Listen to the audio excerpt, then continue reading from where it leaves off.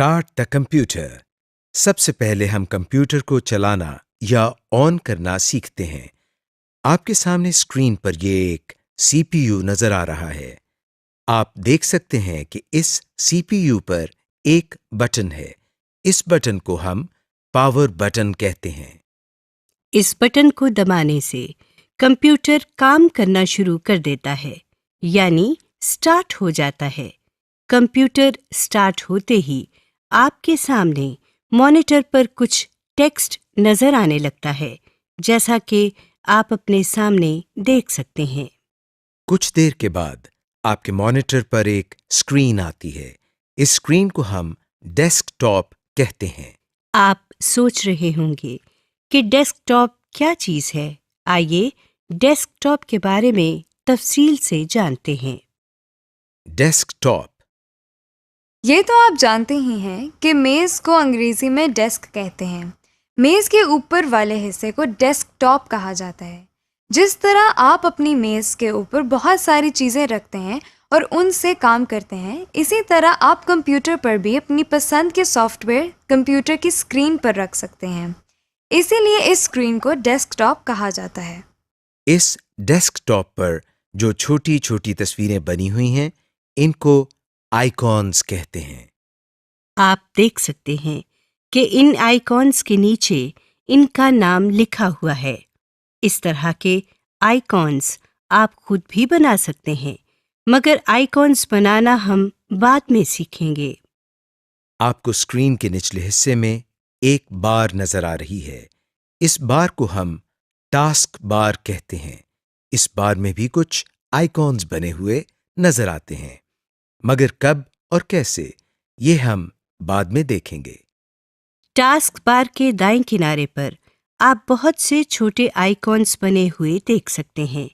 Task bar के इस हिस्से को हम सिस्टम ट्रे कहते हैं। टास्क बार के बाएं किनारे पर एक बटन है, जिस पर माइक्रोसॉफ्ट विंडोज का आइकॉन बना हुआ है। इसको स्टार्ट बटन कहते हैं। Shut down the computer. हमने कंप्यूटर को चलाने का तरीका तो सीख लिया और डेस्कटॉप के बारे में भी काफी कुछ जान गए। आइए अब हम सीखते हैं कि कंप्यूटर को बंद किस तरह किया जाता है। सबसे पहले हम टास्क बार में मौजूद स्टार्ट के बटन पर क्लिक करते हैं। इस बटन को दबाने से आपके सामने एक लिस्ट आ गई है। इस लिस्ट में मुख्तलिफ चॉइसेस हैं। बाकी ऑप्शंस को हम बाद में देखेंगे। अभी हम पहली ऑप्शन यानी शट डाउन पर क्लिक करते हैं। आप देख सकते हैं कि अब थोड़ी देर में आपका कंप्यूटर खुद बंद हो जाएगा।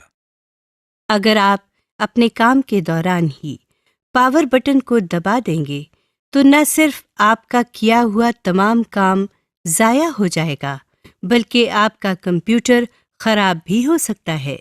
यहाँ पर आपको हम थोड़ा सा इंट्रोडक्शन विंडोज़ के बारे में देते चलें। विंडोज़ के मुख्तलिफ सालों में मुख्तलिफ वर्जन्स आते रहते हैं। इनमें मेन फ़र्क उनके फीचर्स और लुक एंड फील का होता है। जैसे Windows XP, Windows 7, Windows 8, Windows 10 वगैरह। विंडोज़ के मुख्तलिफ वर्जन्स में कंप्यूटर के शट डाउन का अमल थोड़ा सा मुख्तलिफ भी हो सकता है। ये थे विंडोज़ के मुख्तलिफ वर्जन। अब हम वापस अपने लेसन की तरफ आते हैं। Restart the computer. अभी हमने सीखा कि कंप्यूटर को बंद किस तरह करते हैं। अगर आप चाहते हैं कि कंप्यूटर खुद ब खुद बंद हो और फिर दोबारा स्टार्ट हो जाए, यानी रीस्टार्ट हो जाए, तो जिस तरह हमने कंप्यूटर को शट डाउन किया था, इस तरह हम स्टार्ट के बटन पर क्लिक करने के बाद शट डाउन के साथ बने हुए इस एरो पर क्लिक करते हैं।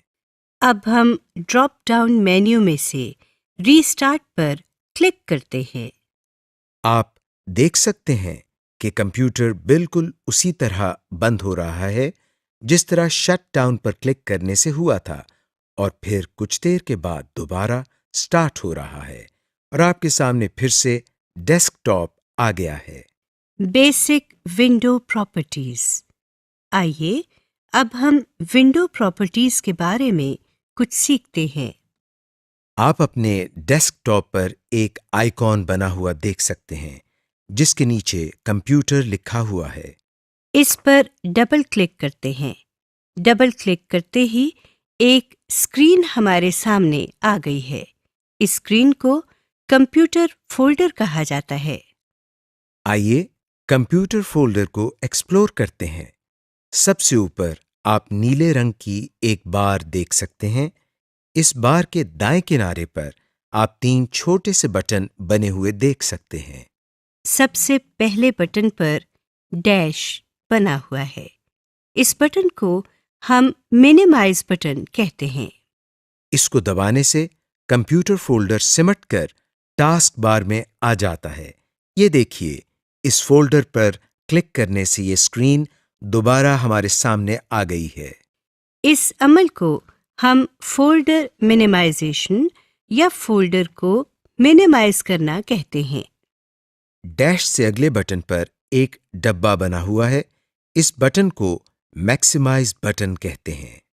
इसको दबाते ही हमारे सामने मौजूद स्क्रीन बड़ी हो जाती है और पूरे डेस्कटॉप पर आ जाती है और ये बटन भी तब्दील हो जाता है। स्क्रीन को बड़ा करने के अमल को हम फोल्डर मैक्सिमाइजेशन या फोल्डर को मैक्सिमाइज करना कहते हैं। इस तब्दील शुदा बटन पर क्लिक करने से हमारी स्क्रीन वापस उसी साइज में आ गई है जिसमें पहले थी। सबसे आखिरी बटन पर क्रॉस बना हुआ है। इस पर क्लिक करने से हमारे सामने मौजूद स्क्रीन बंद हो जाती है। आप देख सकते हैं कि ये फोल्डर टास्क बार में भी नजर नहीं आ रहा, यानी ये फोल्डर अब बंद हो चुका है। इस फोल्डर को दोबारा खोलने के लिए हमें फिर से डेस्कटॉप पर मौजूद कंप्यूटर के आइकॉन पर डबल क्लिक करना पड़ेगा। अब हम दोबारा इस फोल्डर को खोलते हैं और इस फोल्डर में मौजूद बाकी हिस्सों को देखते हैं। ऊपर वाली बार के नीचे जो बार आपको नजर आ रही है, उसमें बाएं तरफ 2 बटन्स नजर आ रहे हैं जिनमें तीर के निशान हैं। इनको बैक एंड फॉरवर्ड बटन्स कहते हैं। इन बटन्स के साथ दाएं तरफ एक बॉक्स में कंप्यूटर लिखा नजर आ रहा है। इसको एड्रेस बार कहते हैं। एड्रेस बार के साथ दाएं तरफ एक और बॉक्स है। इसको सर्च बॉक्स कहते हैं। इनको किस तरह इस्तेमाल करना है, ये हम बाद में सीखेंगे। इस बार के नीचे ये एक और बार है। इस बार को हम टूल बार कहते हैं। इस बार में बने हुए बटन्स से हम कई मुफीद काम कर सकते हैं। ये बटन्स हमारे लिए टूल्स का काम करते हैं, इसीलिए इस बार को टूल बार कहा जाता है। विंडो में सबसे नीचे मौजूद बार को डिटेल्स पेन कहा जाता है। इस पेन में आपको कुछ मजीद इंफॉर्मेशन नजर आती है। इन सब की तफसील हम बाद में पढ़ेंगे। Computers basic system information. आपको मालूम होना चाहिए कि जिस कंप्यूटर पर आप काम कर रहे हैं उस पर कौन सा ऑपरेटिंग सिस्टम इंस्टॉल हुआ है या इस कंप्यूटर की रैम कैपेसिटी कितनी है। ये सब जानने के लिए हमको क्या करना पड़ता है, आइए देखते हैं। सबसे पहले हम कंप्यूटर के आइकॉन पर राइट क्लिक करते हैं। आपके सामने एक छोटा सा मेन्यू आ गया है। इस मेन्यू में से हम सबसे आखिरी ऑप्शन यानी प्रॉपर्टीज की ऑप्शन पर क्लिक करते हैं। आपके सामने एक और स्क्रीन आ गई है। इस स्क्रीन के एड्रेस बार में सबसे आखिर में सिस्टम लिखा हुआ है। इस विंडो में आपके सामने एक विंडोज का आइकॉन बना हुआ है। इस आइकॉन के साथ सबसे ऊपर विंडोज एडिशन लिखा हुआ है।